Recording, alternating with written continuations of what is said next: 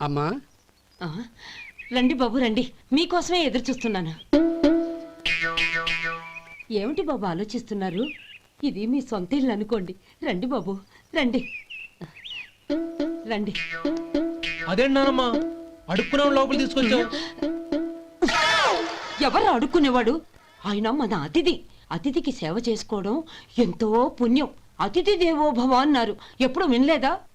నీకు ఇష్టం లేకపోతే చెప్పు, పంపించేస్తాను. అంతేగాని అడుక్కునేవాడు బిచ్చగాడని నువ్వేమో అవమానం చేయక్కర్లేదు. మీరు రండి రండి. అమ్మా భిక్ష వేయండి అమ్మా. చే వేదవ సచ్చినోడా, అమ్మా భిక్షమయ్యని ముందే అనుంటే అసలు నేను లోపలికే తీసుకెళ్లేదని కాదు. అమ్మా అని అంతటితో కట్ చేసావు. పావతలకి మళ్ళీ చుట్టుపక్కల కనబడ్డావో కాళ్ళు చేతులు విరగొడతాను, జాగ్రత్త.